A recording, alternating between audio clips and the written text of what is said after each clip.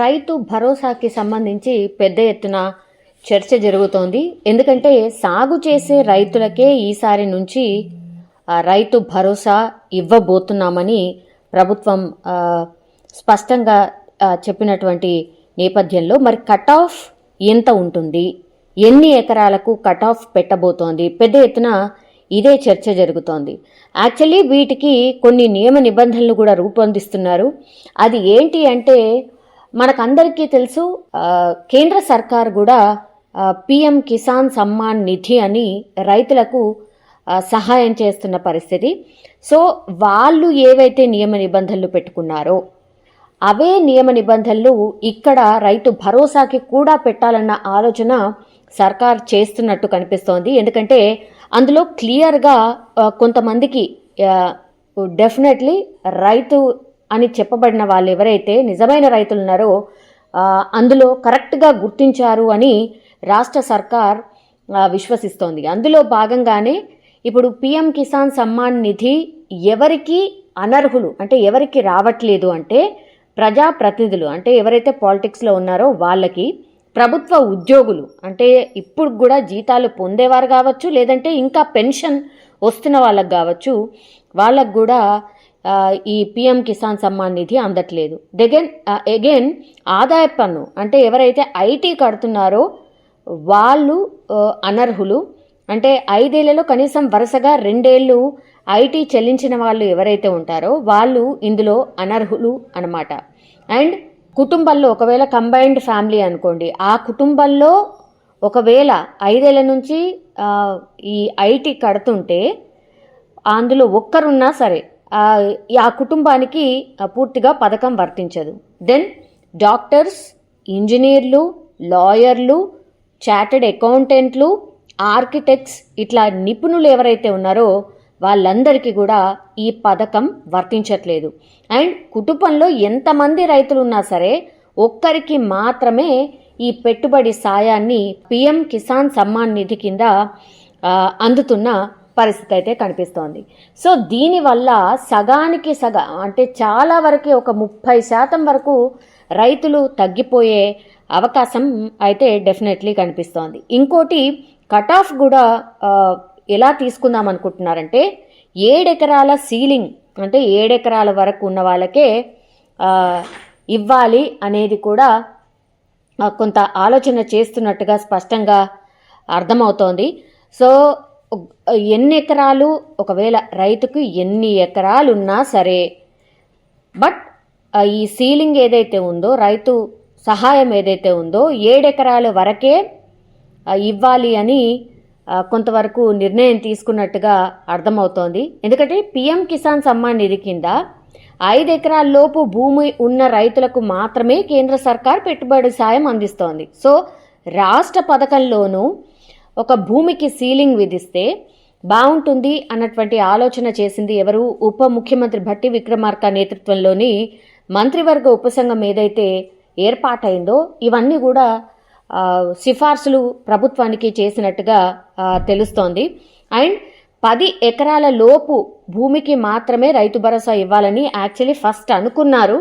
కానీ అలా కాకుండా అటు 10 కాదు ఇటు 5 కాదు, మిడిల్లో అంటే 7 ఎకరాల వరకు సీలింగ్ విధిస్తే బెటర్గా ఉంటుందని ఒక ప్రాథమిక నిర్ణయానికి వచ్చినట్టుగా కూడా సమాచారం అందుతోంది. అండ్ పిఎం కిసాన్ పథకంలో 5 ఎకరాల కంటే ఎక్కువ భూమి ఉన్న రైతుకైతే పెట్టుబడి సాయం అందట్లేదు. రాష్ట్ర సర్కార్ ఏమనుకుంటుంది అంటే ఎంతన్నా భూమి ఉండని 7 ఎకరాలకు మాత్రమే రైతు భరోసా సాయం అందించాలని ఒక నిర్ణయం తీసుకున్నట్టుగా అంటే ఒక సిఫార్సు ప్రభుత్వానికి ఉపసంఘం చేసినట్టుగా వార్తలు అయితే వస్తున్నాయి. అండ్ కుటుంబాన్ని ఒక కుటుంబం యూనిట్గా తీసుకోవాలన్న నిర్ణయం కూడా తీసుకున్నట్టు అనిపిస్తోంది. ఎందుకంటే పిఎం కిసాన్ సమ్మాన్ నిధి పథకంలో కూడా ఒక కుటుంబం యూనిట్గా తీసుకున్నారు. సో రైతు రుణమాఫీకి కూడా కాంగ్రెస్ సర్కార్ ఇదే విధానాన్ని అనుసరించింది. ఒక కుటుంబాన్ని యూనిట్గా తీసుకుంది. అంటే ఒక కుటుంబం మొత్తానికి కలిపి 2 లక్షల మాఫీ చేసింది.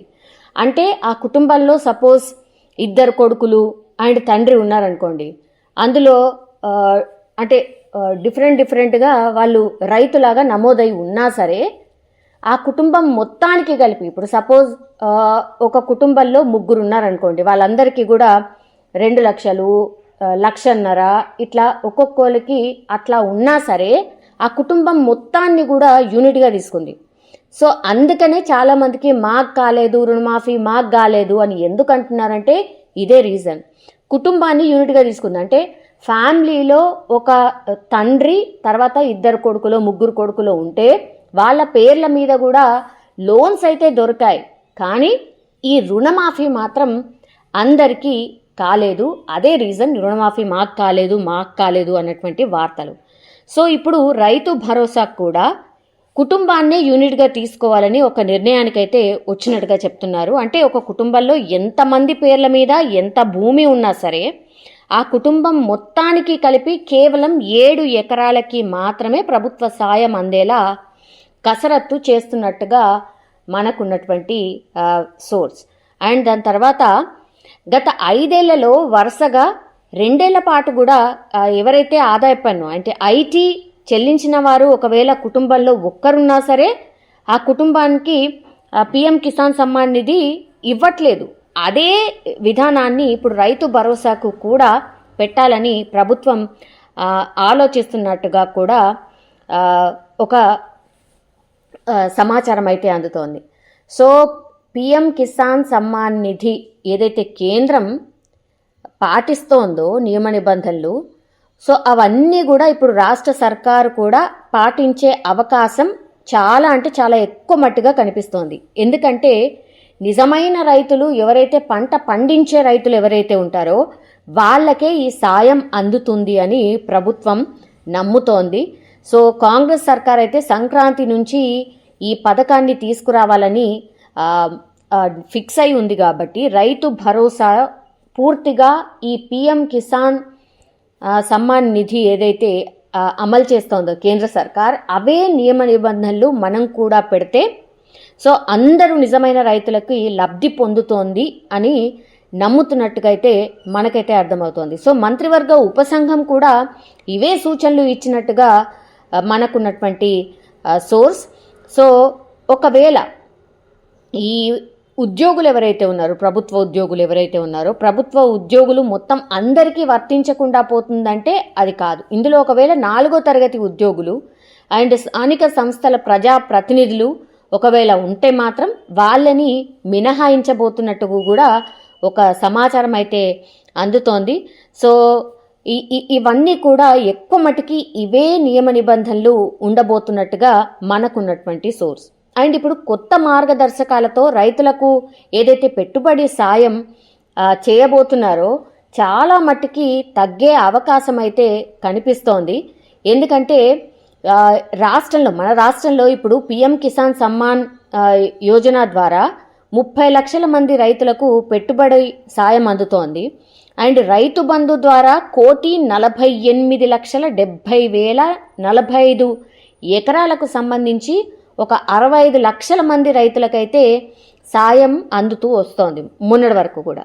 సో ఇవన్నీ లెక్కలేస్తే సగటున 13,000 కోట్ల చొప్పున ఒకవేళ ఎవ్రీ ఇయర్ ఖర్చు అయితే సో 6 ఏళ్లలో ఇప్పటి వరకు రైతులకు అందిన సాయం ఎంత అంటే 80,453 కోట్లను ప్రభుత్వం ఇప్పటి వరకు చెల్లించింది. అంటే గత సర్కారు పూర్తిగా చెల్లించిన పరిస్థితి. సో ఇందులో 21,283 కోట్లు పూర్తిగా సాగులో లేవు, అసలు పంటలు కూడా పండించట్లేదు. అంటే గుట్టలు కావచ్చు, రాళ్ళు కావచ్చు, భూములకు కూడా పూర్తిగా సాయం అందింది. రోడ్లు అనుకోండి, అసలు సాగులో లేనటువంటి భూములకు ఇవన్నిటికీ కూడా గతంలో సర్కార్ అసలు సాయం చేసింది, అవన్నీ కూడా వేస్ట్గా ఖర్చు చేసింది. అండ్ ఇప్పుడు రియల్ ఎస్టేట్ భూములుగా మారినటువంటి వాటికి కూడా ప్రభుత్వం చెల్లించింది.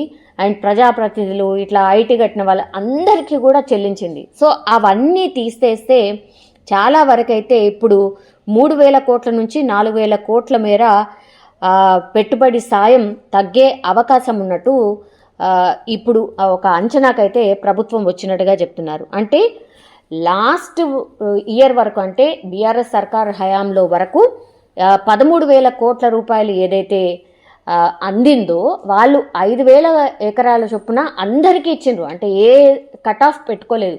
ఇప్పుడు కట్ ఆఫ్ పెడుతూ 7 ఎకరాల కట్ ఆఫ్ పెడుతూ ఆ తర్వాత వీళ్ళందరినీ తీసేసిన తర్వాత సర్కార్ మీద భారం ఎంత తగ్గుతుంది అంటే 3,000 కోట్ల నుంచి 4,000 కోట్ల మేర భారం తగ్గబోతుంది. అండ్ నిజమైన రైతులకైతే సాయం అందుతోంది అని పూర్తిగా అంటే ఇప్పుడు ఉన్నటువంటి సర్కార్ ఇవే పూర్తిగా రైతు భరోసా కింద నియమ నిబంధనలు పెట్టాలని ఒక ఆలోచన చేస్తున్నట్టుగా మనకున్నటువంటి సమాచారం. సో కొత్త సంవత్సరంలో సంక్రాంతి నుంచి అయితే రైతు భరోసా ఇవ్వాలని నిర్ణయం తీసుకుంది రాష్ట్ర సర్కార్.